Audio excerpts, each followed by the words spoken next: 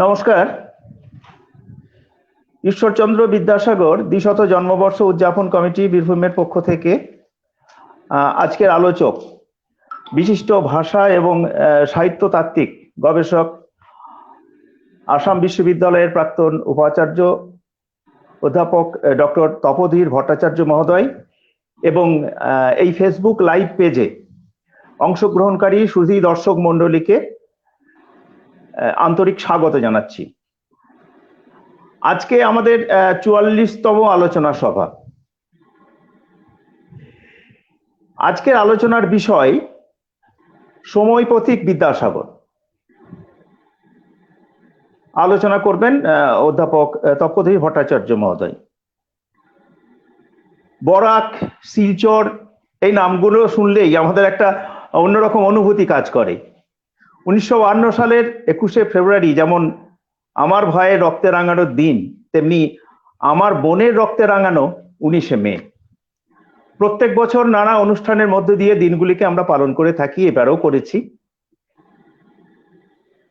সেই বরাকের, সেই শিলচরের মাটির মানুষ আজকে আমাদের আলোচনা সভার আলোচক, যিনি আজও সেখানে বাংলা ভাষা, বাংলা সংস্কৃতির জন্য সংগ্রাম করে যাচ্ছেন সবাইকে সঙ্গে নিয়ে। ফলে স্বাভাবিকভাবেই আজকে একটা অন্য অনুভূতি কাজ করেছে আমাদের মনে। আজকের আলোচক সম্পর্কে আলাদা করে কিছু বলা বাহুল্য। অধ্যাপক ডক্টর তপোধীর ভট্টাচার্য শিক্ষা, ভাষা, সাহিত্য, সংস্কৃতির জগতে এক উল্লেখযোগ্য নাম। বিশেষ করে বাংলা ভাষা ও সংস্কৃতি রক্ষার এক অতন্দ্র প্রহরী। এবং আজকের আসামে এনআরসির নামে যে সমস্ত ঘটনা ঘটে চলেছে তার বিরুদ্ধে মানবাধিকার রক্ষার আন্দোলনে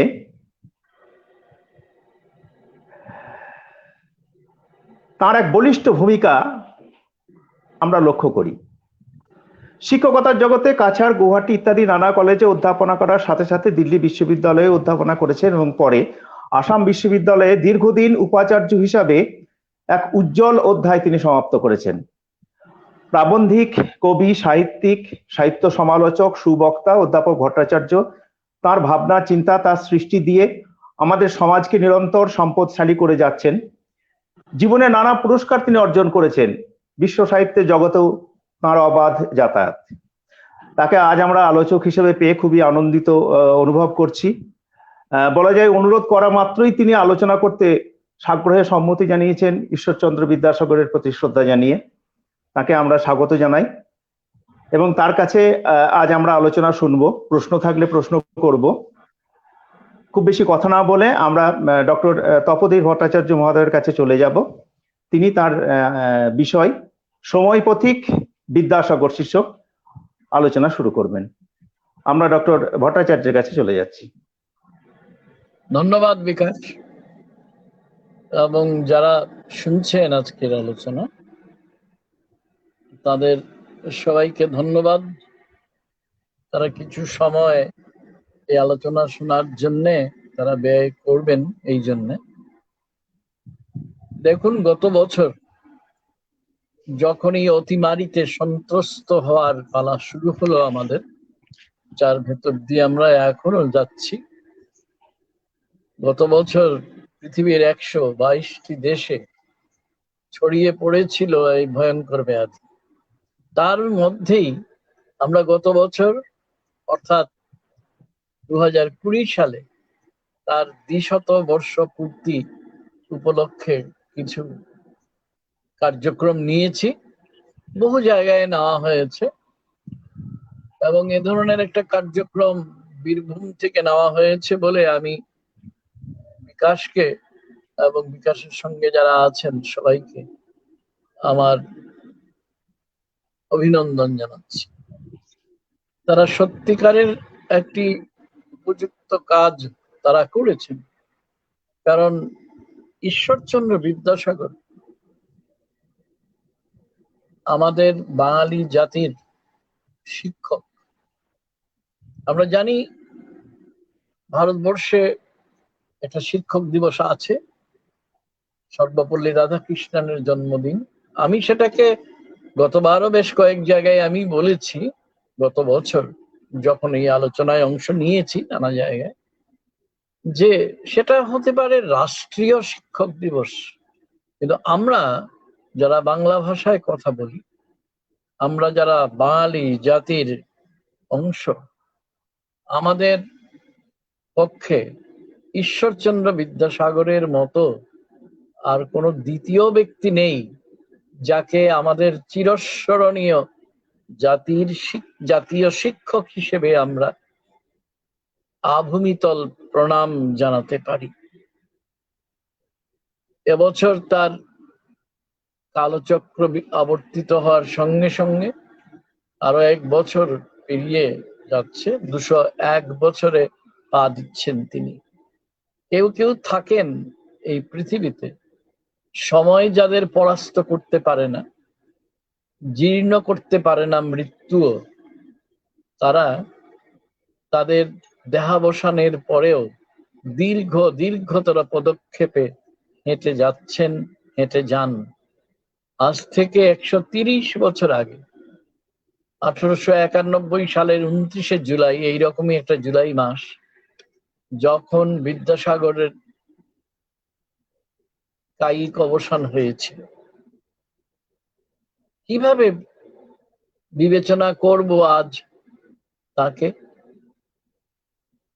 দেখুন, যখন কোনো বিখ্যাত মহাজনকে আমরা স্মরণ করি, আমরা মূলত বোঝার চেষ্টা করি যে তার কাছে আমরা কি পেয়েছি, আমরা কি পেতে পারি। বিদ্যাসাগরও তার ব্যতিক্রম নন। বাংলা এবং বাঙালির জীবনে যিনি আক্ষরিক অর্থেই এক নবযুগের সূত্রপাত করেছিলেন, বাঙালি চৈতন্যের প্রাথমিক উদ্বোধক যারা, আমি ভারতীয় চৈতন্য বললাম না, কিন্তু লক্ষ্য করবেন বাঙালি চৈতন্যের প্রাথমিক উদ্বোধক যারা, তাদেরও মধ্যে শিরভূষণ তিনি ঈশ্বরচন্দ্র বিদ্যাসাগর। তাকে নিয়ে কবিগুরু রবীন্দ্রনাথ ঠাকুর কি বলেছেন আমরা সবাই জানি। কি বলেছেন আচার্য শিবনাথ শাস্ত্রী কিংবা রামেন্দ্র সুন্দর ত্রিবেদী, সেসবও আমাদের অবিদিত নয়। আজ আমরা ভাবছি তাকে তো নানাভাবে বিশ্লেষণ করা যায়, নানাভাবে তাকে দেখতে পারি আমরা। আসল কথা হচ্ছে দেখার চোখটা স্থির করে নেওয়া ভালো, কারণ সত্য তাই যা আমরা আমাদের ইতিহাস নিয়ন্ত্রিত, ইতিহাস নির্ধারিত অবস্থানে থেকে তারপর আমরা পর্যালোচনা করি। সময় পথিক তিনি, কেননা সময়ের যে প্রকৃত কণ্ঠস্বর, যা প্রতীয়মান, যা আপাত, আমি সেটা বলছি, যা তার সময়ের প্রকৃত কণ্ঠস্বর ছিল, সেই কণ্ঠস্বর তারই কল্যাণে ব্যক্ত হয়েছিল জীবনের, সমাজের বহু ক্ষেত্রে। কিন্তু এটাই কি শেষ কথা? তখন হয়েছিল ইতিহাসের একটা বিশেষ পর্যায়ে, তিনি তো আর এই ইতিহাসে নন, নেই এখন আর। তার মানে কি সব শেষ হয়ে গেল? এইভাবে বিচার চলে না। আমরা আজকে বাঙালি জাতি হিসেবে, বাঙালির সমাজে আমরা নানা ধরনের উত্থান পতনের, আত্মবিস্মরণ শব্দটাই বলা ভালো, আত্মবিস্মরণের মধ্য দিয়ে যে জায়গায় গিয়েছি, তাতেই 2021 সালকে আমাদের সমগ্র বাঙালি সমাজের জন্য, বাঙালি জাতির জন্য একটা দুরন্ত পরীক্ষার সময় বলেই মনে হয়। তা আমাদের এই দুরন্ত পরীক্ষার সময়ে যে মানুষটি 201 বছর আগে জন্মেছিলেন, তাকে কতটা প্রাসঙ্গিক ভাববো এবং কেন ভাববো? এই প্রশ্ন তো এড়ানো যায় না। আমরা সবাই জানি যে রবীন্দ্রনাথের সেই আক্ষেপ, 7 কোটি সন্তানেরে হে মুগ্ধ জননী রেখেছ বালি করে মানুষ করণী।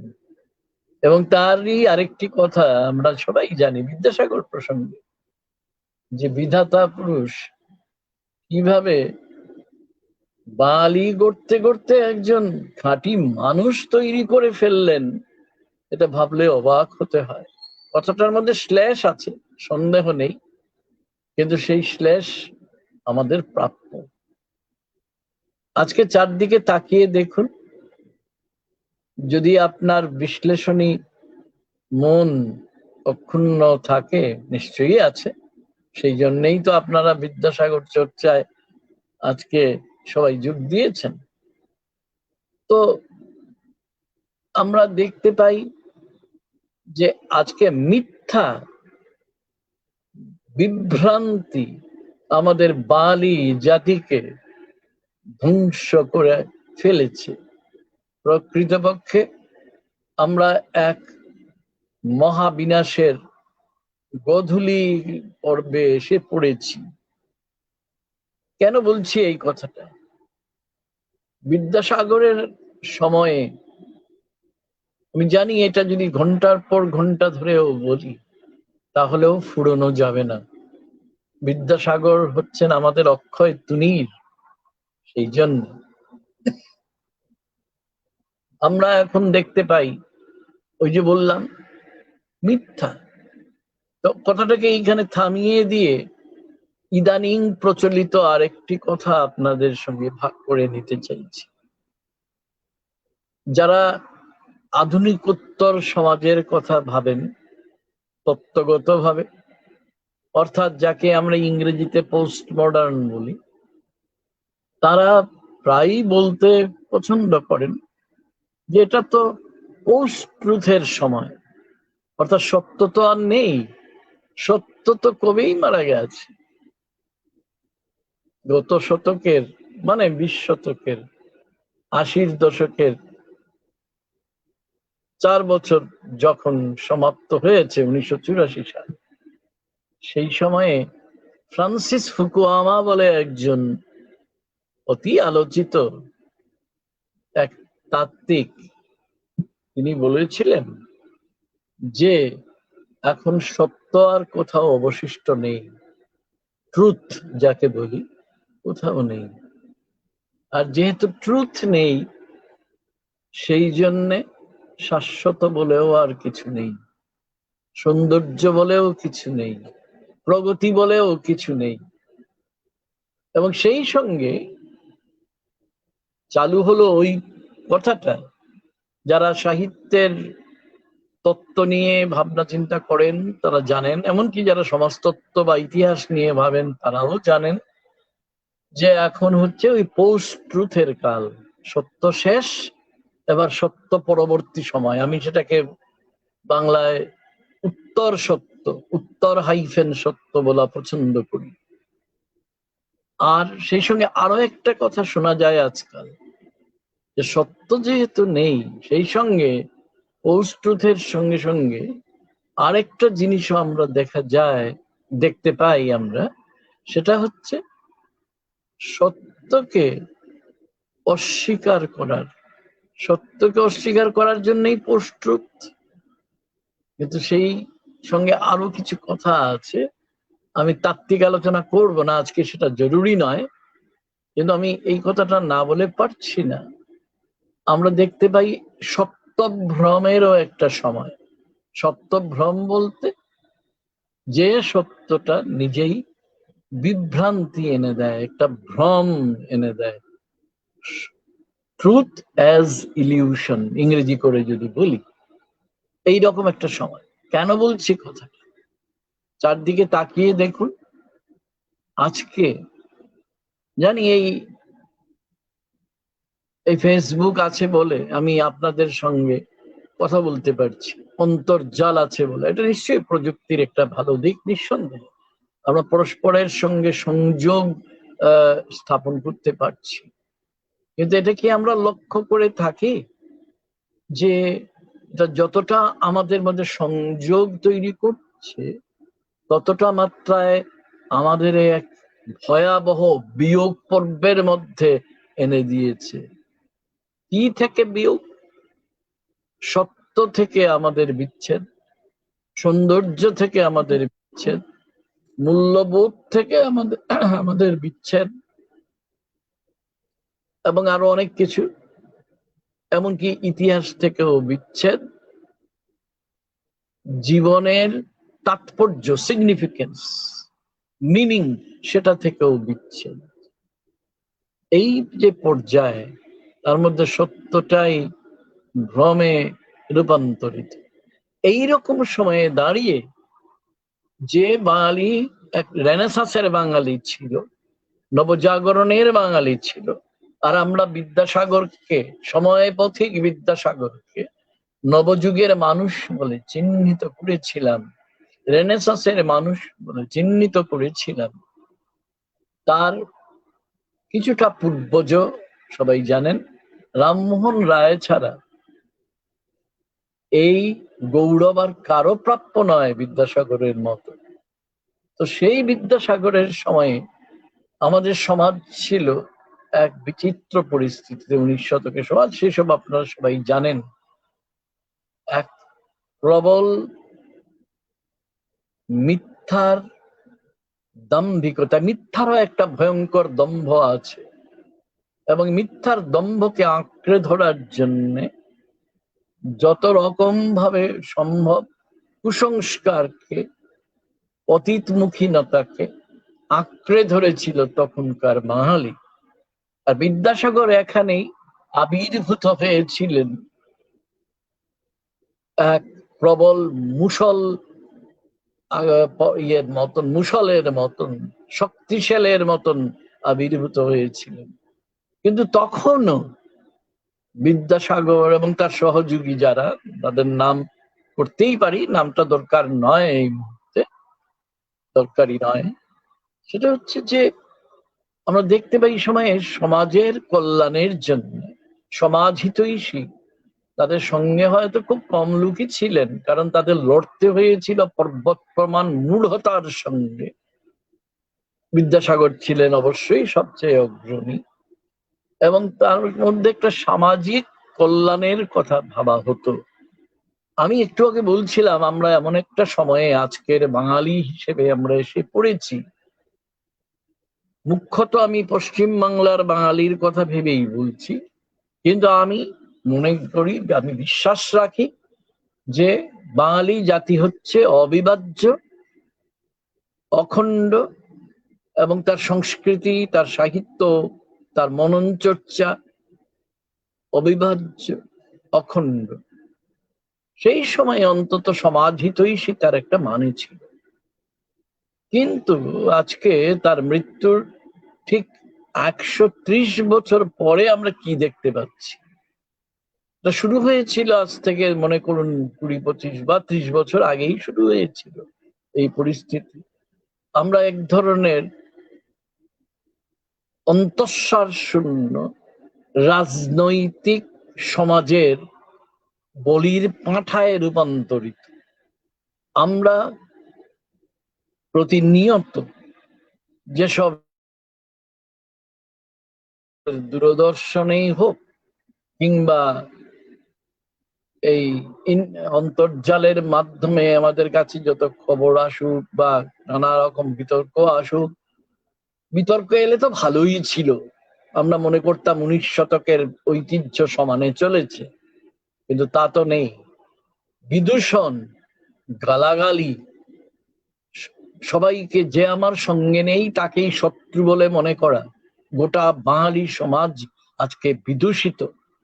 এই বিদূষণের মুখে দাঁড়িয়ে আমাদের এক অগ্রণী সময় পথিককে আমরা যে আজকে স্মরণ করতে চাইছি, শুধু শুদ্ধ হওয়ার জন্য নয়, পথ খুঁজে পাওয়ার জন্যে। কারণ গোটা বাঙালি সমাজে আজকে যদি নিজের সঙ্গে নিজের চোখ না ঠারি, তাহলে দেখব যে রাজনৈতিক সমাজের দাসত্ব করতে গিয়ে একটু অভদ্র শব্দ ব্যবহারই করি, লেজুর বৃত্তি করতে গিয়ে অবাঙালি যে শাসক গোষ্ঠী তাদের কাছে কৃতদাসের ভূমিকায় গিয়ে আমরা আমাদের যাবতীয় পরম্পরা ভুলে গেছি। এইরকম একটা পরিস্থিতিতে কে ভাববে বিদ্যাসাগরকে নিয়ে? সেই জন্যে বিকাশ রায় এবং বীরভূমে যে বন্ধুরা আছেন, সহযাত্রীরা আছেন, তারা যে বিদ্যাসাগরের চর্চা করছেন, এর থেকে সময় উপযোগী কাজ আর কিচ্ছু নেই। তিনি আমাদের সেই সোনার কাঠি, যে আমাদের মোহনিদ্রা থেকে আমাদের ঘুম ভাঙিয়ে দিতে পারে।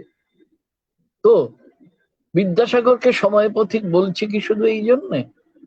আমি একটু ছুঁয়ে গেলাম, জানি অনেক কথা বলা যেতে পারত, কিভাবে আজকে বাঙালি জাতি আত্মঘাতী বাঙালি যা একটি জাতিতে রূপান্তরিত হয়েছে। দেখতে দেখতে আমিও তো বেশ কিছু বছর জীবনে কাটিয়ে দিলাম। আজ থেকে 30-20 বছর আগেও যা কখনো দেখিনি, এটা এখন নাকছাড় দেখতে পাই। কি দেখতে পাই? যে সংস্কৃতি, কালচার বলতে যা বুঝি, কৃষ্টি বলতে যা বুঝি, রুচি সৌজন্য বলতে যা বুঝি, যা এক সময়ে বাঙালি জাতির পরম্পরার অন্তর্গত ছিল, আজ সেই সব বাঙালি ভুলে যেতে বসেছে। এবং এর অন্যতম বড় কারণ হচ্ছে আমাদের পথপ্রদর্শক, সময় পথিক, নবযুগের মানুষ, মানব চৈতন্যের উদ্গাতা বিদ্যাসাগরকে আমরা অনেক আগেই ভুলে গেছি।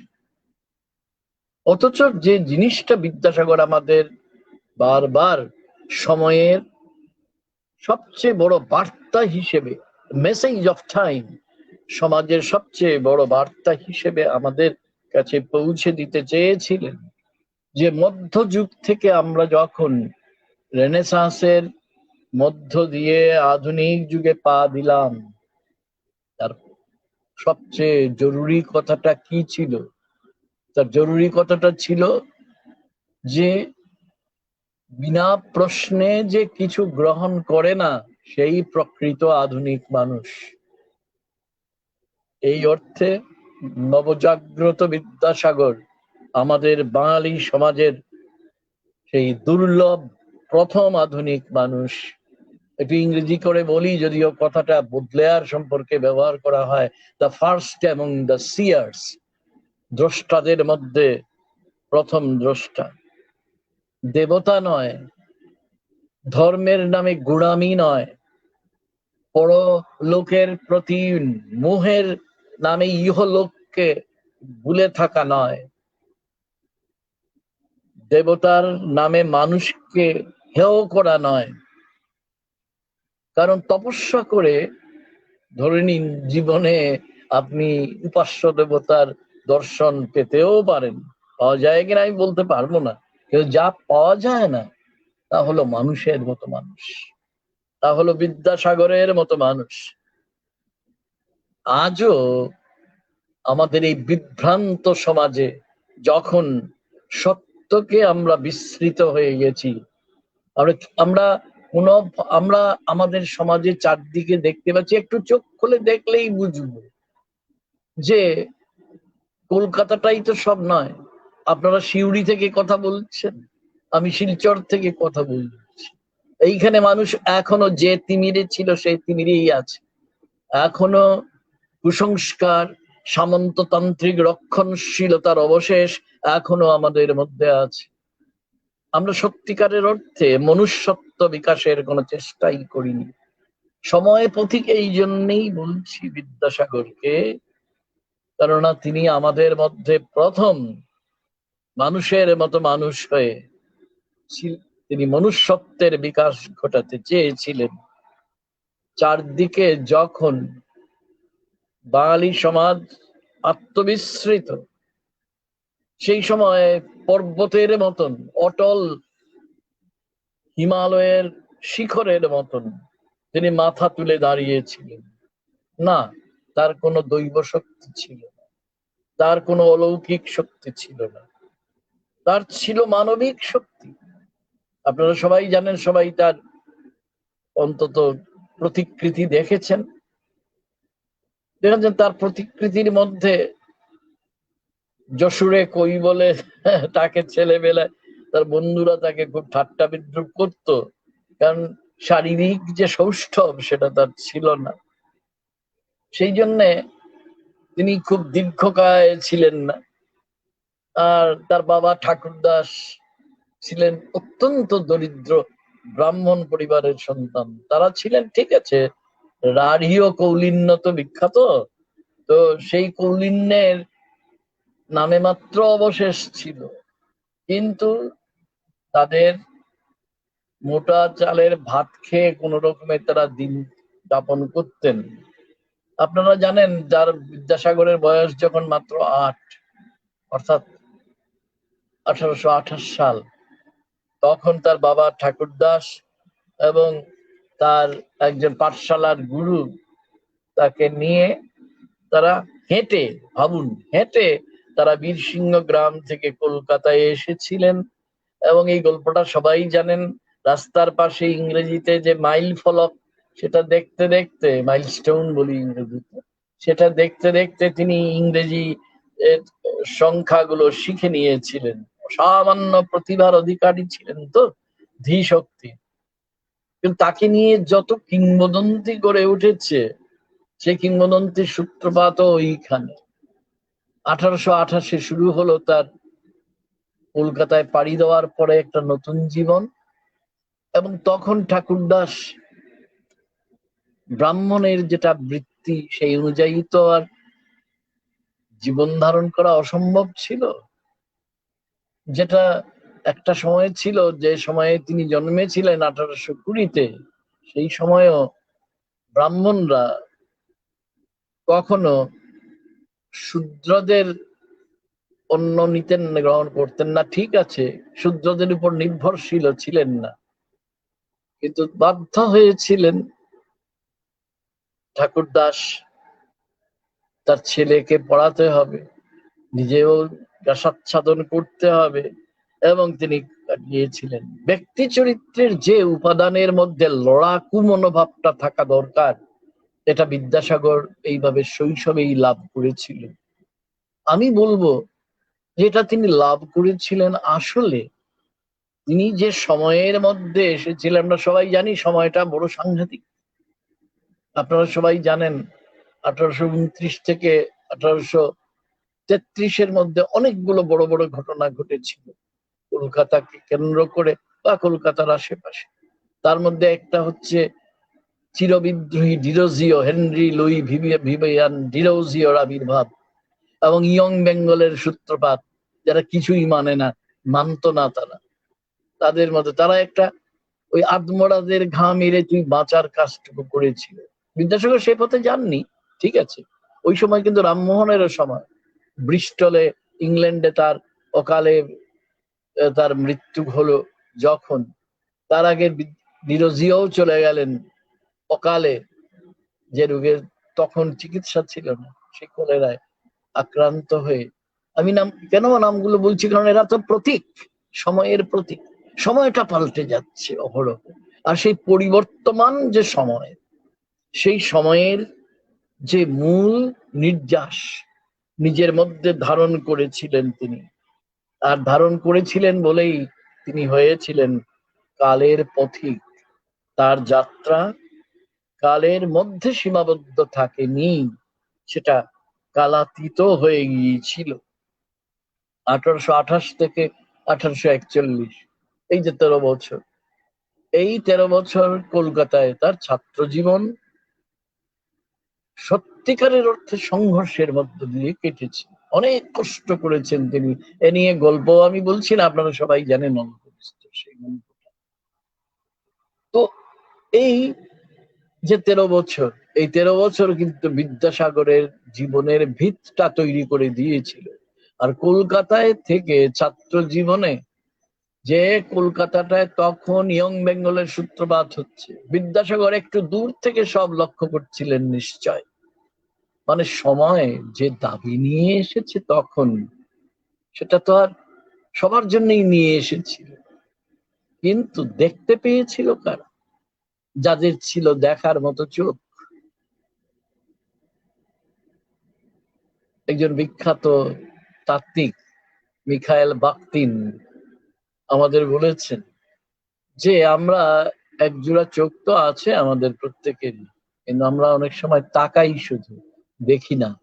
ইংরেজি করে বললে we only look at, we do not see. কিন্তু বিদ্যাসাগর মশাইয়ের ছিল সেই সিইং আই, কথাটাকে আমি বাংলা করেছি দ্রষ্টা চক্ষু। এই একটা পারিভাষিক শব্দ বলতে পারেন, এই পারিভাষিক শব্দ। তো সেটার অধিকার বিদ্যাসাগরের ছিল। ফলে যে সমাজ তখন ভেতরে ভেতরে চঞ্চল হয়ে উঠেছিল কালের অভিঘাতে, সেখান থেকে তিনি কোন পাঠ নিয়েছিলেন? মনুষ্যত্বের পাঠ নিয়েছিলেন। মনুষ্যত্বের পাঠ মানেই হচ্ছে মানুষ দিয়েই তো সমাজ। তাহলে মানুষের কল্যাণ মানে সমাজের কল্যাণ, এবং এই সমাজের কল্যাণ, এই মানব কল্যাণই হয়ে উঠেছিল তার জীবন ব্যাপ্ত ব্রত। এই জন্যে এই যে নতুন যুগ তখন জন্ম নিচ্ছে বাংলায়, সেই মানবতাবাদী বিদ্যাসাগরের আবির্ভাব ওই সময়ে, যেটা সময় তার কাছে দাবি করেছিল। আর সময় পথিক হিসেবে তিনি ঐশী চিন্তায় মগ্ন হতে পারেননি। তিনি মানবতন্ময় হয়েই জীবন কাটালেন, মানবমুখী হয়েই জীবন কাটালেন। জানি তিনি দয়ার সাগর, জানি তিনি করুণার সাগর, কিন্তু যতই মহানুভবতা থাকুক, ছিল বদান্যতা ছিল, তার মাতৃভক্তি তো অতুলনীয় ছিল। কিন্তু সেই কথাগুলো, সেই যে বিশেষণগুলো, সেইগুলো অনন্য সাধারণ গুণ হলেও এটা তার কালিক চরিত্রের অভিজ্ঞানের গোত্র লক্ষণ নয়। তার অভিজ্ঞানের গোত্র লক্ষণ যা দিয়ে তিনি ইতিহাস নির্মাণ করেছিলেন, সেটা হচ্ছে এই তার মানব কেন্দ্রিকতা। কেননা যে শুভ আস্তিক্য বোধের কথা কিছুদিন পরে, তার বিদ্যাসাগরের পরে রবীন্দ্রনাথ আমাদের জানিয়েছেন, সেই শুভ আস্তিক্য বোধ সম্পন্ন যে মানব চেতনা, তা তো এতদিন তন্দ্রাচ্ছন্ন ছিল। মধ্যযুগের নানা আচারমুখী ধর্মচিন্তা, পরলোক মুখীনতা, দেবতায় বিশ্বাস, অলৌকিকতায় বিশ্বাস, এইগুলো কি করে দিয়েছিল বাঙালিকে? তারা কুপমণ্ডুক করে দিয়েছিল। কুয়োর ব্যাং, কুয়োর ব্যাঙের কথা তো আপনারা সবাই জানেন গল্পটা। কুয়োর ব্যাং মনে করে এই কুয়োটাই পৃথিবী। এটা আমরাও সেই রকম তথাকথিত শাস্ত্র বাক্য তাতে বিশ্বাস করতে গিয়ে জড়তার পিণ্ড হয়ে গিয়েছিলাম। আমাদের সত্তার ভেতরে, সত্তার গভীরে যে চৈতন্য রয়েছে, তাকে আমরা নিজেরাই বুঝতে পারিনি। সেই জন্যে সময়ের এক মুষলধারী বার্তাবহ হয়ে সমাজের ঘুম ভাঙিয়ে দেওয়ার জন্য, ভেঙে দেওয়ার জন্য আবির্ভূত হয়েছিলেন তিনি। নির্ঝরের স্বপ্নভঙ্গ রবীন্দ্রনাথের ভাষায় যেন ঘটে গিয়েছিল তখন বিদ্যাসাগরের মধ্যে। এবং ওই যে তার যাত্রা শুরু হলো 1841-এর, তার ছাত্র জীবন শেষ হলো। তারপরে তিনি ওই ফোর্ট উইলিয়াম কলেজেও কিছুদিন কাজ করলেন, আপনারা জানেন। তারপরে সেখান থেকে ওই বিখ্যাত হিন্দু কলেজে এসেছিলেন। সেই সময়টা হচ্ছে তার জীবনের কর্মমুখর এক অসাধারণ পর্ব, 1841 থেকে মূলত 1858 এই সময়টা।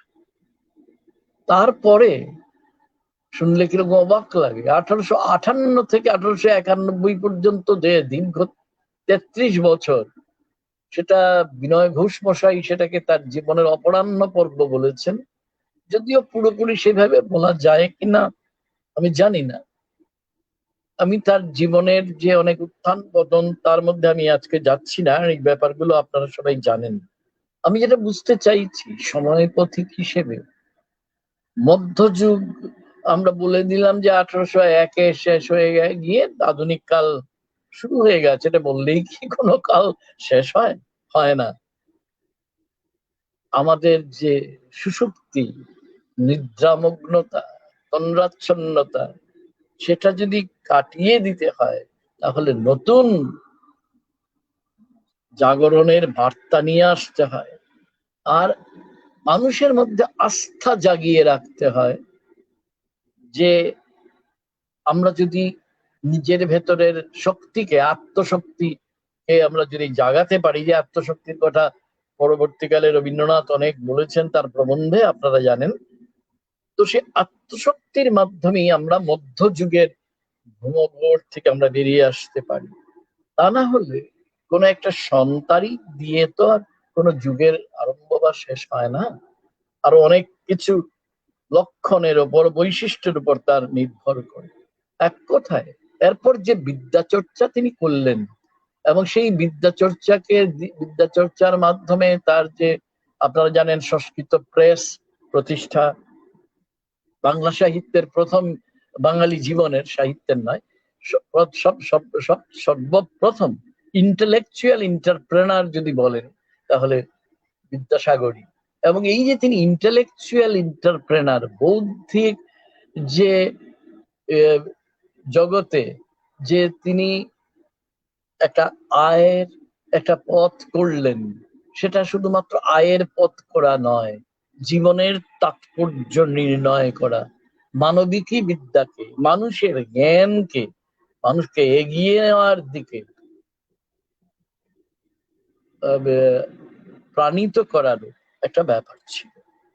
কেননা শুধুমাত্র একজন মানুষ তো যথেষ্ট নন, তিনি যত বড় মাপের মতো হন না কেন, বিদ্যাসাগরের মতো, তাকে একটা প্রক্রিয়া শুরু করতে হয়। একটা সময়ের দাবি, যে একটা প্রক্রিয়া শুরু করতে হবে। শুধু নিজে জাগলে চলবে না, আশেপাশে যারা আছে তাদেরও জাগিয়ে দিতে হবে, অন্তত এই সম্ভাবনাটুকু জাগিয়ে দিতে হবে তার মধ্যে, যে দেখো, আমরা মানুষেরা ইচ্ছে করলে সব করতে পারি। এই যে ইচ্ছে করলে সব করতে পারি, আমাদের সৌভাগ্য যে বীরসিংহ গ্রাম থেকে তিনি কলকাতায় এসে এই কাজটা শুরু করতে পারলেন। ইতালির রেনেসায়, আপনারা জানেন, 15 এবং 16 শতকে ফ্লোরেন্স নগরের যে হাই রেনেসাস বলা হয় ইংরেজিতে, সূত্রপাত হয়েছিল। 19 শতকে কলকাতা ছিল সেই কেন্দ্রস্থল, নব উদ্দীপনার কেন্দ্রস্থল। কারণ রবীন্দ্রনাথের ভাষায় গ্রামে গাথা দেশ আমাদের এই বাংলা। সেই গ্রামে গাথা দেশে, গ্রাম যেহেতু জড়তার নানা কারণ না থাকতে পারে, এবং সেই কারণগুলো এখন আলোচনার দরকার নেই, যে সেই কারণে সেই জড়তার কূপমণ্ডূক কিংবা বলুন অন্ধকূপে পরিণত হয়েছিল। সেখান থেকে নিষ্ক্রান্ত হতে গেলে, সেইখান থেকে যদি বেরিয়ে আসতে না পারি, তাহলে যেই যে বললাম বিনা প্রশ্নে যে কিছুই গ্রহণ করে না সেই আধুনিক মানুষ, সেই আধুনিক মানুষের মূল কথা কি? তার ব্যক্তি স্বাতন্ত্র্য বোধ। আর ব্যক্তি স্বাতন্ত্র্য বোধের মধ্য দিয়েই জেগে ওঠে বাকি সবকিছু। বিজ্ঞান চেতনা, যুক্তিবোধ, যা বাদ দিলে রেনেসাঁস হয় না, নবজাগরণ হয় না। এবং আমাদের সমাজে যারা চিরকালই ছিল পিছিয়ে, নানা অনুশাসনের দ্বারা তাড়িত, সেই নারী সমাজ, তার জন্যে বিদ্যাসাগর যা করেছেন, আমি প্রায়ই সুযোগ পেলেই বলি, বিশেষ করে যেখানে মেয়েদের দেখি যে তারা সেখানে শ্রোতাদের মধ্যে আছেন, যে আপনারা কেউ ভুলবেন না, এই বিদ্যাসাগর নামে মানুষটি যদি না থাকতেন, তাহলে আজকে আপনারা যে আজকে এই সভায় এসে উপস্থিত হয়েছেন, আমি নিশ্চিত যে আপনারা এখানে আসতেন না। কারণ যে গ্রামে গাথা দেশের কথা রবীন্দ্রনাথ বলেছেন, সেই গ্রাম্যতা আমাদের কোনোদিনই আত্মনির্ভর হতে দিত না। আর সময়ে দাবি করে আত্মনির্ভরতা, সময় দাবি করে দুঃসাহসিকতা। বিদ্যাসাগরের মতো অভিযাত্রী আর কে আছেন বাঙালি সমাজে? তাই জ্ঞান বিজ্ঞান বলুন, তিনি যে বিজ্ঞান চেতনার অধিকারী ছিলেন আপনারা সবাই জানেন। এবং এটাও আপনাদের অজানা নয় যে বিদ্যাসাগর মশাই যাকে বলে পরিভাষা, সেই পরিভাষা প্রথম ব্যবহার করেছিলেন, যেগুলো আজও অনেক বেশি ভাবে ব্যবহার করা হয়। আমাদের বাংলা গদ্য সাহিত্যের তিনি জনক, আপনারা সবাই জানেন। আধুনিক বাংলা গদ্য তো তিনিই তৈরি করে দিয়েছেন। রামমোহন রায় শুরু করে দিয়েছিলেন বটে, এবং ঈশ্বরচন্দ্র গুপ্ত মশাই যতই বলুন যে দেওয়ানজি জলের ন্যায় গদ্য লিখিতেন, সেটা জলের ন্যায় গদ্য মোটেই ছিল না, অনেক জড়তা ছিল তার মধ্যে। ঠাকুর রামমোহন তো আর গদ্যকার হতে চাননি, তার অন্য কাজ ছিল সমাজটাকে জাগানো। শাস্ত্রকে তিনি শস্ত্রের মতো ব্যবহার করতে চেয়েছিলেন, এবং তার অনুজ বিদ্যাসাগরও শাস্ত্রকে শস্ত্রের মতো ব্যবহার করতে চেয়েছিলেন। নইলে বিধবা বিবাহ আন্দোলন তার সফল হতো না। 1856 সালে বিধবা বিবাহকে নিষিদ্ধ করে আইনও প্রণয়ন হতো না। এছাড়া আপনারা সবাই জানেন এই সময়ে তার কাছে দাবি করেছিল বহু বিবাহ সমাজকে ধ্বংসের পথে নিয়ে যায়, এর বিরুদ্ধে দাঁড়ানোর জন্য তিনি দাঁড়িয়েছিলেন। বাল্য বিবাহ রোধ করার জন্য তিনিও এর বিরুদ্ধে দাঁড়িয়েছিলেন। আর তার অক্ষয় কীর্তি বিধবা বিবাহ ছাড়া স্ত্রী শিক্ষার প্রবর্তক, যেখানে তিনি বেথুন সাহেবের সুযোগ্য একজন সহকারী হিসেবে কাজ করেছেন, এবং নিজে গ্রামে এবং অন্যত্র ঘুরে ঘুরে তিনি, তখন তো কেউ মেয়েদের দিতেই চাইতো না, নানা রকম অসুবিধে হতো, পালকিতে করে চারদিক ঢাকা অবস্থায় তাদের বিদ্যালয়ে নিয়ে যাওয়া যেত, অন্যভাবে নিয়ে যাওয়া হতো না। এগুলো আরো অনেক কথা আছে, কিন্তু মেয়েদের না জাগালে যে আমাদের সমাজ যে জাগবে না, তা তিনি বুঝেছিলেন। যিনি প্রভাবতী সম্ভাষণ নামে সে অসাধারণ আবেগাদ্র গদ্য বয়ান লিখেছেন, আপনারা জানেন। এই অকাল মৃত্যুতে তাকে খুব স্নেহ করতেন, তার আত্মীয় কেউ না, আত্মীয়ের চেয়েও বেশি। তাকে শিখি, তাকে যে মানুষ বিদ্যাসাগর, সেই তাকে সেই মানুষ বিদ্যাসাগরটিকে আমাদের কাছে হাজির করিয়ে দেয়। এবং তিনি তো বলেওছেন তার ছেলেবেলার কথা, যে তার একদিন তিনি সকালে, গল্পটা আপনারা সবাই জানেন, যে রাইমুনির কথা। আমি যদি কখনো ভুলি যে আমি ক্ষুধার্ত ছিলাম, তৃষ্ণার্ত ছিলাম, এইরকম একজন মাতৃতুল্য এক মহিলা আমাকে প্রাণে বাঁচিয়ে রেখেছিলেন, বলেছে এর পরে আমি যদি নারী জাতির পক্ষপাতী না হই, তাহলে আমার মতো অধম পাষণ্ড আর কে আছে। এই কথাগুলো কেন বললাম? এইগুলো হচ্ছে এক নবজাগ্রত সময়ে বাহিত সত্তার অভিব্যক্তি। সময়ই তৈরি করে এ ধরনের সত্তা, এ ধরনের অস্তিত্ববোধ। ওই যে বললাম জ্ঞান বিজ্ঞান, এই যে বললাম শিল্প সাহিত্যের প্রতি যে অন্য একটা আরতি তৈরি করা, এই সবই তো ব্যক্তি সত্তার বিবিধ অভিব্যক্তি। এবং এইটাই তাকে একদম নবজাগ্রতদের মধ্যে, যেটা একটু আগে বলছিলাম, প্রথম অগ্রণী মানুষ করে তুলেছিল। ইয়ং বেঙ্গলের মধ্যেও নানা রকম উগ্র স্বাতন্ত্র্যের প্রকাশ পেয়েছে। বিদ্যাসাগর মশাইও স্বাতন্ত্র্যের উপাসক ছিলেন, কেননা সময় সেটা দাবি করছিল। কিন্তু ইয়ং বেঙ্গল, তাদের মধ্যে এক ধরনের, ইংরেজিতে বলে নিহিলিজম, এক ধরনের ধ্বংসাত্মক মনোভাব ছিল। বিদ্যাসাগর ছিলেন ঠিক তার বিপরীতে, কারণ তিনি তার সমাজকে ঝাঁকুনি দিতে চেয়েছিলেন, কিন্তু তাকে আঘাত করে, প্রত্যাঘাত তার এসেছিল জীবনে, কিন্তু নিজে থেকে তিনি আঘাত করেননি। যারা মূঢ়জন, তাদের মূঢ়তা কাটাবার জন্য তার স্বাতন্ত্র বোধকে তিনি ব্যবহার করেছিলেন। আর স্বাতন্ত্র বোধ ছাড়া, গতানুগতিকতার বিরুদ্ধে বিদ্রোহ ছাড়া, চিরাচরিতের বিরুদ্ধে রুখে দাঁড়ানো ছাড়া সত্যিকারের যুক্তিবাদ, বিচার বুদ্ধি এইগুলোর তো জন্ম হতে পারে না। এই জন্য তিনি ইয়ং মঙ্গলের মতো আপাত উচ্ছৃঙ্খলতার দিকে যান। এটা হচ্ছে তার সবচেয়ে বড় বৈশিষ্ট্য। আর তিনি জানতেন যে আমরা রয়েছি ইংরেজ শাসনে, কিন্তু ইয়ং বেঙ্গলদের মধ্যে কেউ কেউ ঘুর পথে হোক বা প্রত্যক্ষ ভাবে হোক, নাম করতে পারি, নামের দরকার নেই, যে তারা শাসক বর্গের পক্ষপাতিত্ব না হোক, শাসক বর্গের সংলগ্ন হয়ে কাটিয়েছিলেন। বিদ্যাসাগর মশাই তিনি কার সাহেবকে কি করেছিলেন সেই বিখ্যাত চটি জুতোর গল্প তো আপনারা সবাই জানেন।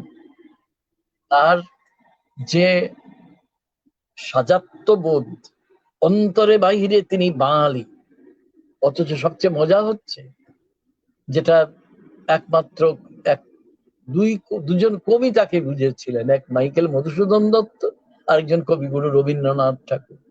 আর আপনারা তো জানেন বিখ্যাত কথাটি, সেই চিঠিতে লিখেছিলেন মধুসূদন বিদ্যাসাগর সম্পর্কে, the heart of a Bengali mother, বাঙালি মায়ের অন্তর, এবং জ্ঞান, wisdom of the ancient sage, আমাদের প্রাচীনকালের ঋষিদের মতো যার প্রজ্ঞা, যার জ্ঞান এবং যার কর্মশক্তি একেবারে ইংরেজদের মতো, সেই মানুষটি কোথাও যেন মনে প্রাণে বাঙালি হয়েও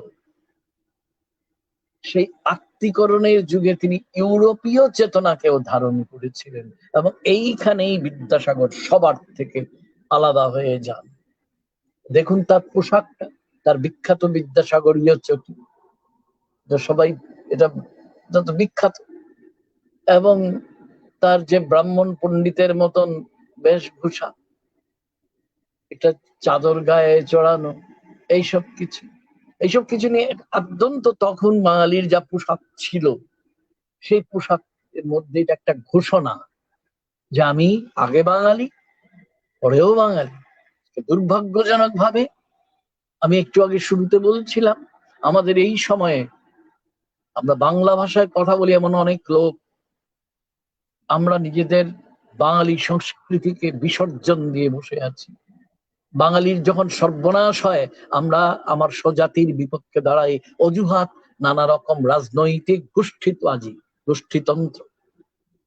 কিন্তু বিদ্যাসাগর তো কোনো ধরনের, তিনি সব মূর্খদের বিরুদ্ধে গিয়েছিলেন, মূর্খদের গোষ্ঠীতে তিনি কখনো থাকতে পারেন না, কিন্তু তাই বলে নিজের জাতিকে তো তিনি নিশ্চয়ই কখনো বিভ্রান্ত করতে চাননি।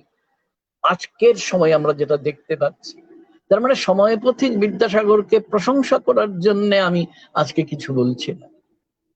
আমি কখনো ভুলতে চাইছি না যে এই সময়ে বাঙালি কি ভয়ঙ্কর রকম বিভ্রান্তির শিকার হয়ে, যারা বাঙালি জাতির চিরশত্রু, বাঙালিকে বিভাজিত করার জন্য যাদের চেষ্টার কোনো ত্রুটি নেই, এবং দুর্ভাগ্যজনক ভাবে আমাদের মধ্যে বিভীষণ এবং মির্জাফরের সংখ্যা হঠাৎ পাইকারি হারে বেড়ে গেছে, সেই সময় পথিক বিদ্যাসাগরকে আমরা কেন স্মরণ করছি?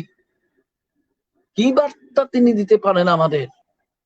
পারেন এটাই যে অন্তরে বাহিরে বাঙালি হওয়ার বড় সত্য হচ্ছে এই, যে তুমি নিজে জেগে থাকো এবং আশেপাশে যারা আছে তাদের জাগিয়ে রাখো। বাজির মতন দপ করে জ্বলে উঠলেই তো হলো না, যদি আবার দপ করে নিভে যেতে হয় তোমাকে। আজকাল সেই জিনিসটাই তো হচ্ছে। আমাদের 19 শতকের বৃত্রসংহারের কবি হেমচন্দ্র বন্দ্যোপাধ্যায় দুটি পংক্তি বলেছিলেন, আমি মনে করছি তার কথাগুলো। উৎসাহে গ্যাসের শিখা দাহ্রে শাল করি, বিদ্যাসাগর সম্পর্কে। গ্যাসের শিখা যখন জ্বলে ওঠে, এটা আতশবাজি নয়, এটা অনির্বাণ হয়ে থাকে বেশ কিছুক্ষণ। আর বলেছি, স্বাতন্ত্রে সেকুল কাঁটা পারিজাত ঘ্রাণে, ঘ্রাণে পারিজাতের মতন সুগন্ধি, কিন্তু তার ব্যক্তিত্ব এমন যে সেকুল কাঁটার দংশন তারাই অনুভব করে যারা বাঙালি জাতিকে দীর্ঘস্থায়ী ক্ষতি করতে চায়। এই যে স্বাতন্ত্র্যবোধ ছিল বলেই তো তিনি ইয়ং বেঙ্গলদের সঙ্গে, যদি একটু আগে বলছিলাম, এবং ব্রাহ্ম সমাজের কথা বলিনি, তাদের সংস্কার আন্দোলনে তিনি পরোক্ষভাবে জড়িত থেকেছেন। যে দেবেন্দ্রনাথ ঠাকুরের বিখ্যাত পত্রিকা তত্ত্ববোধিনীর সঙ্গেও তার কিছুটা সম্পর্ক ছিল। কেন ছিল? কারণ যা কিছু সমাজকে তখন সামনের দিকে টেনে নিয়ে যাচ্ছে তিনি তার পক্ষে ছিলেন। পক্ষে থাকার মানে এই না যে তার স্বাতন্ত্র্যবোধ বিসর্জন দিয়ে তিনি তার সঙ্গে পুরোপুরি মিশে যাবেন, তা নয়। কিন্তু বিদ্যাসাগর মশাই অন্তত আমাদের কাছে এইটুকু বার্তা তো দিচ্ছেন যে প্রতিপত্তির পেছনে যেও না। আজকাল যেমন রাজনৈতিক প্রতিপত্তি, রাজনৈতিক দাদাদের পেছনে ছুটে তাদের চট করে তাদের কি বলবো, শব্দটা একটু খারাপ হয়ে যায়, দেখি একটু হালকা করে বলতে পারি কিনা, যে রাজনৈতিক যে অনুচর, ঠিক আছে এটা অনেক ভদ্র ভাষা, রাজনৈতিক অনুচর হয়ে যায় আজকের বিভ্রান্ত সময়ে দ্বারা বিভ্রান্ত বাঙালি, আত্মবিস্মৃত বাঙালি। আর তখন ইংরেজের খয়ের খাওয়ার জন্য কেউ কেউ প্রতিপত্তির জন্য, আর্থিক লাভের জন্য যারা ইংরেজদের কাছাকাছি যেত, তিনি প্রসাদ লোভী ছিলেন না তাদের মতো। প্রসাদ লাগি কতই লোকে আসে ধে, রবীন্দ্রনাথের গানটা আপনাদের মনে পড়ছে নিশ্চয়। বিদ্যাসাগর মশাই এটা করে নিয়ে এক কথায়, তাই তিনি তার অধ্যক্ষ ছিলেন বিখ্যাত হিন্দু কলেজে, সেটা থেকে চাকরি ছেড়ে দিতে তিনি একটু দেরি করে দিন। তখন একজন স্বজাতীয় বাঙালি বলেছিল যে, বলেছিলেন উনি যে বিদ্যাসাগর যে চাকরি ছেড়ে দিলে খাবে এটা কি? তখন বিদ্যাসাগর সেই বিখ্যাত উত্তরটা পাঠিয়েছিলেন, ওকে বলে দিও বিদ্যাসাগর আলু পটল বেচে খাবে। আলু পটল বেচতে তাকে হয়নি, কারণ ওই যে বললাম ইন্টেলেকচুয়াল এন্টারপ্রেনার হিসেবে তিনি প্রেস গড়েছিলেন। অর্থাৎ এটা তো একটা মেসেজ, বার্তা না, যে উদ্যোগী হও।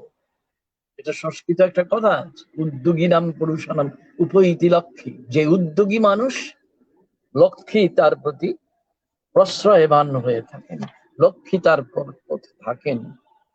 এই যে এই বিদ্যাসাগরকেই আমাদের দরকার।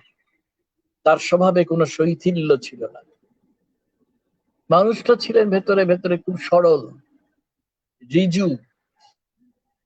তার যে উগ্রতার কথা কেউ কেউ বলেছেন, এটা আসলে আত্মাভিমান। যে আত্মাভিমান অন্তত ঔদ্ধত্য ছিল না। ঔদ্ধত্য আর আত্মাভিমান এক কথা নয়। সময় তাকে শিখিয়েছিল যে আত্মাভিমানী যদি না হই, তাহলে প্রকৃত স্বাতন্ত্র্য অন্তত একটা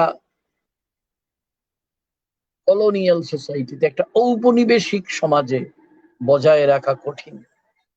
এবং এই স্বাতন্ত্র্য বজায় রেখেই তিনি বিধবা বিবাহ প্রত্যান করেছিলেন, এবং এই জন্যে কি মর্মান্তিক কষ্ট তাকে শেষ জীবনে পেতে হয়েছিল আমরা সবাই জানি। বাল্য বিবাহ রোধের চেষ্টা করেছেন, বহু বিবাহের কথা তো আমি বললাম, রোধের চেষ্টা করেছেন, স্ত্রী শিক্ষা প্রবর্তনের চেষ্টা করেছেন।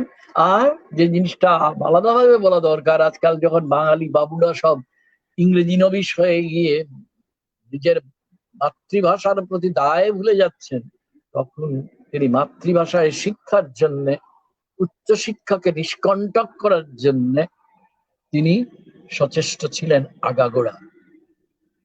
তার চেতনার মধ্যেই ছিল, প্রকৃতপক্ষে ইউরোপীয় রেনেসাঁসের সঙ্গে আমি তুলনা করছি না, বঙ্গীয় রেনেসাঁসের হয়তো অনেক অনেক সীমাবদ্ধতা ছিল, থাকুক, তার মধ্যেও সমাজ চেতনা ও ব্যক্তি চেতনার যে সংযোগ, সময় ঘটিয়ে দেয় এবং তার ফলে এক নতুন বাস্তবতা তৈরি হয়। নিউ রিয়েলিটি ইমার্জেস, এক নতুন বাস্তবতা তৈরি হয়। সেই নতুন বাস্তবতার তিনি ছিলেন পথিকৃৎ।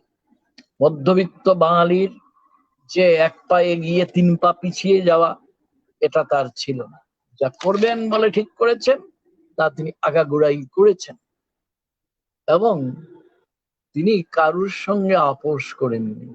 আজকাল বাঙালিরা বিনা কারণেই অনেক সময় আপোষ করতে চায়।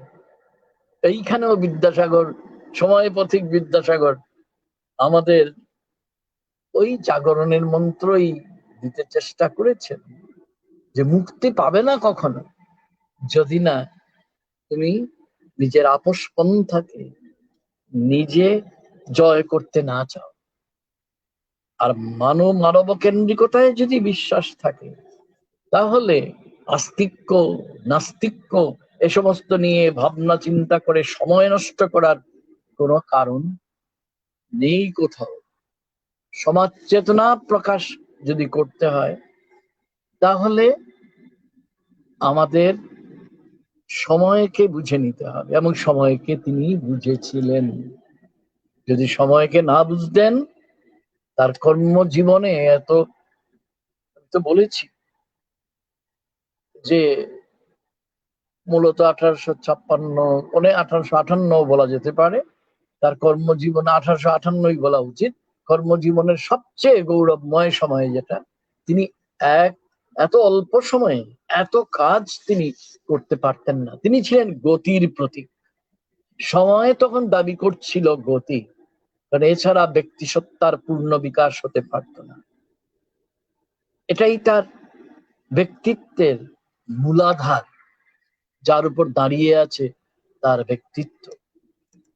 এবং সেই জন্যই ব্যক্তিত্ব তার সময় কিভাবে গড়ে দিয়েছিল, ওই সময়ে যারা রয়েছে পশ্চাৎবর্তী সমাজের প্রতি অতিরিক্ত আবেগ সম্পন্নই বলবো, তাদের তিনি বুঝেছিলেন যে সাংস্কৃতিক একটা একটা প্যাটার্ন, একটা আকল্প তোমরা তৈরি করেছো, আমি তোমাদের সঙ্গে নেই। তিনি তা থেকে নিজেকে মুক্ত করে নিয়েছিলেন। এই যে মুক্তি, কি থেকে মুক্তি?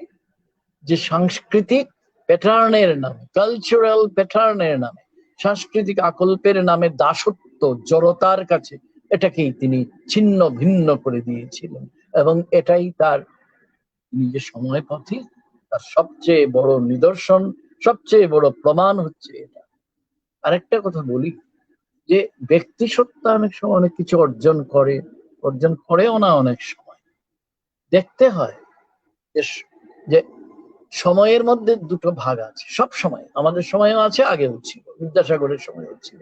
একটা হচ্ছে প্রতীয়মান সময়, আপাত সময়, আপাতভাবে যেটা মনে হয় সেই সময়। আর আরেকটা হচ্ছে সময় যেটা ভবিষ্যতের দিকে পাড়ি দিতে চাইছে, সেটাই হচ্ছে প্রকৃত সময়।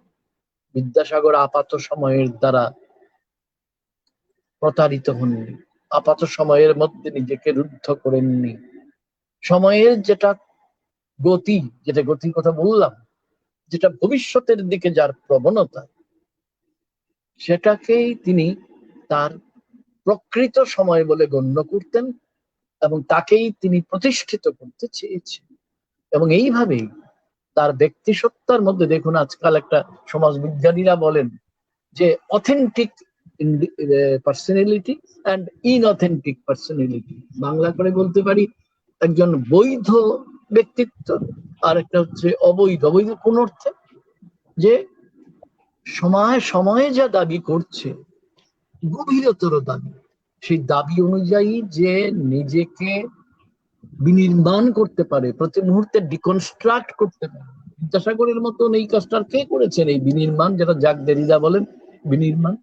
কি ছিলেন বলুন তো তিনি? বীরসিংহ গ্রামের অতি দরিদ্র এক কুলীন ব্রাহ্মণের পরিবারের রক্ষণশীল, ভয়ানক রক্ষণশীল। পরবর্তীকালে তার ভাইয়েরা এটা প্রমাণ দিয়েছেন, সেটার মধ্যে যাচ্ছি না। তো তিনি সেইখান থেকে যদি তিনি আটকে থাকতেন, তাহলে তো তিনি আপাত সময়টাকে দেখতেন, শুধু প্রকৃত সময়কে দেখতেন না। আর প্রকৃত সময়কে না দেখলে ভবিষ্যতের পানে যে আমাদের গতি, সেই গতি তো অর্জন করা যায় না। ফলে যেটাকে আমি বললাম, ওই যে বললাম বৈধ ব্যক্তিত্ব, যেমন অথেন্টিক ইন্ডিভিজুয়াল, সেই অথেন্টিক ইন্ডিভিজুয়াল আমাদের নিজেদেরও প্রশ্ন করতে হবে। আজকে 2021 সালে আমরা যারা আছি, এবং যারা যারা আত্মবিস্মৃত হয়ে নিজের জাতির ধ্বংস আমরা নিজেরাই করছি, এবং কার্যত বাঙালি জাতির যারা শত্রু, ঘোরতর শত্রু, তাদের লেজুর বৃত্তি করছি।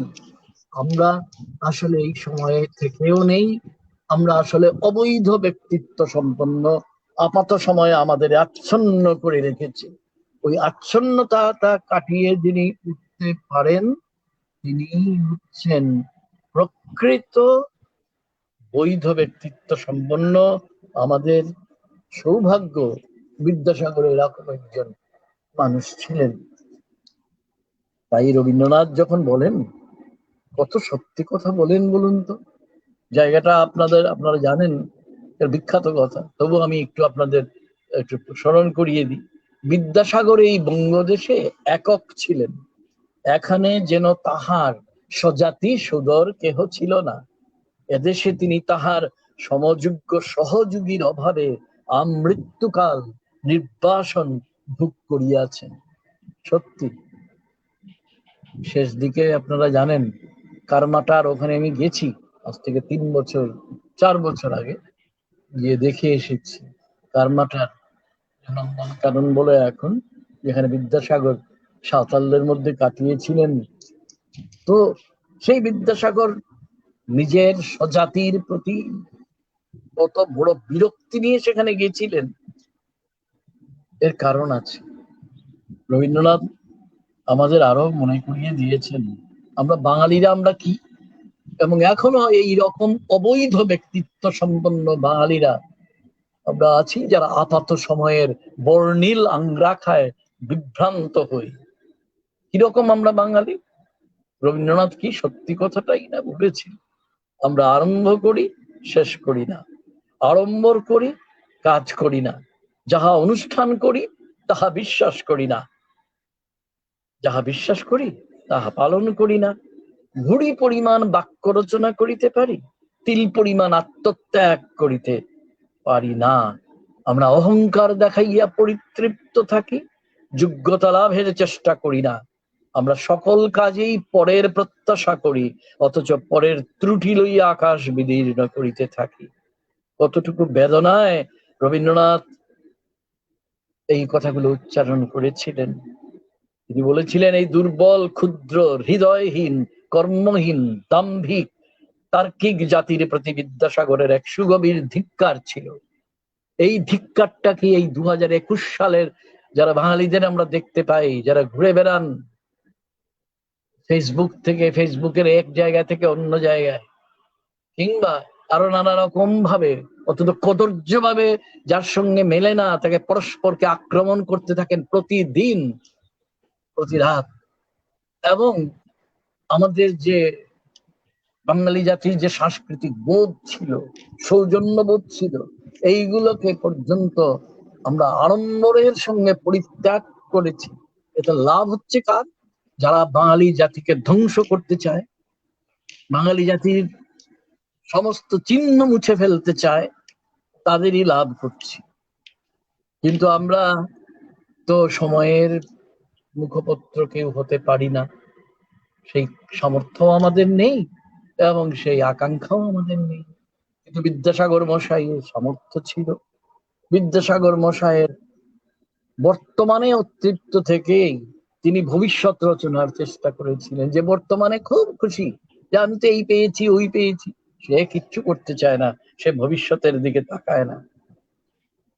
কিন্তু বিদ্যাসাগর মশাই বর্তমানে অতৃপ্ত ছিলেন বলেই ছিলেন আপসহীন, এবং এই জন্য উদার মানবিকতায়, নৈয়ায়িক যুক্তি শৃঙ্খলায় নিজেকে সজাগ রেখে আমাদেরও তিনি জাগাতে চেয়েছেন। এই জন্যই তিনি সময় পথিক, এই জন্যে তিনি ছিলেন পরিবর্তনের স্রোতের প্রথম বার্তাবহ, তখনও ছিলেন এবং এখনো যদি তার কোনো তাৎপর্য থাকে তো ওইখানেই আছে। আপাতত এতটুকুই বললাম, এমন না যে আমি সবকিছু বলে ফেলেছি, এটা অসম্ভব। আমি আমি আসলে খুব সামান্য কথাই বলতে পারলাম তার সম্পর্কে আলোচনা চলতে থাকুক। এমন তো না যে 26 সেপ্টেম্বর হবে আর আমাদের সব কাজ শেষ করে আমরা নিশ্চিন্ত হয়ে বাড়িতে ঢুকে যাব, তা না, চলতে থাকবে। কারণ তিনি আমাদের জাতির শিক্ষক, মহত্তম বিদ্যাসাগর। তার মতন কেউ ছিল না, কখনো কোনোদিন হবেও বলে মনে হয় না। সবশেষে আমি ঋগ্বেদের ইন্দ্রসূক্ত থেকে একটি সামান্য ছোট অংশ বৈদিক ভাষাতেই বলছি, পরে বাংলাটা বলবো। ন হিউ নৈশ্য প্রতিমানমস্তি অন্তর্জাতেষু উত যে জনিত তাহা। বাংলাটা হচ্ছে, এই পৃথিবীতে যারা জন্মেছিল, যারা এখন আছে এবং ভবিষ্যতেও জন্মাবে, কেউই তার মতো হবে না। ঋগ্বেদের ইন্দ্র সূক্তে সেটা ইন্দ্র সম্পর্কে বলা হয়েছিল, আমি সেটাকে ব্যবহার করতে চাইলাম অনন্য বিদ্যাসাগর সম্পর্কে, যিনি সময়ের এক প্রান্ত থেকে আরেক প্রান্তে এখনো বিরামবিহীন ভাবে পর্যটন করে চলেছে। ধন্যবাদ সবাইকে, নমস্কার। এতক্ষণ আমরা সময় পথিক বিদ্যাসাগর শীর্ষক আলোচনা শুনছিলাম স্যারের কাছে। খুব মূল্যবান বক্তব্য তিনি রেখেছেন আমাদের কাছে এতক্ষণ ধরে। খুব বিস্তৃতভাবে বিদ্যাসাগরের যে আজকের সময়ে তার প্রয়োজনীয়তা এবং সেই জায়গাতে যে বিদ্যাসাগর আমাদের কতখানি প্রয়োজন এখন তাকে, সেটা খুব সুন্দরভাবে তুলে ধরেছেন। যে সময়ে আমরা খুব অনেকটা ধ্বংসের দিকে যাচ্ছি, আমরা অনেকেই যেন নিজেদেরকে নিজেরা ধ্বংস করছি, নিজেদের পায়েই যেন কুড়ুল মারছি, নিজের সংস্কৃতিকে, নিজের স্বজাতিকে আমরা যেন নষ্ট করতে চাইছি, ধ্বংস করতে চাইছি, এরকম একটা জায়গায় বিদ্যাসাগরের যে বোধ, সেই বোধটা আজ কত প্রয়োজন, বিদ্যাসাগরকে আজকের সময়ে কতখানি তিনি প্রাসঙ্গিক, এটা তার বক্তব্যে তিনি তুলে ধরেছেন।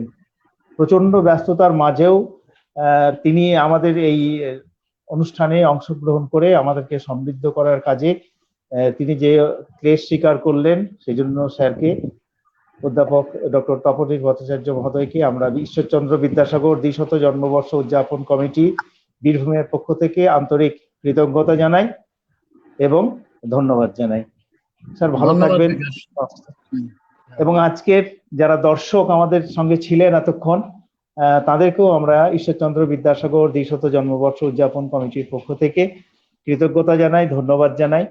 এবং ধন্যবাদ জানিয়ে রাখছি আগাম যারা এই ভিডিওটি আমাদের ফেসবুকে থাকবে সেখান থেকে শুনবেন, শুনেও তারা তাদের মন্তব্য আমাদের সামনে আমাদের লিখিতভাবে রেখে যাবেন।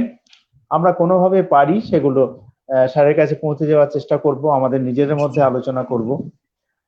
এই ক্ষেত্রে এখনো পর্যন্ত কোনো সেভাবে প্রশ্ন আসেনি, সবাই শুনেছেন আর বলেছেন খুবই ভালো লেগেছে, মন্তব্য করেছেন।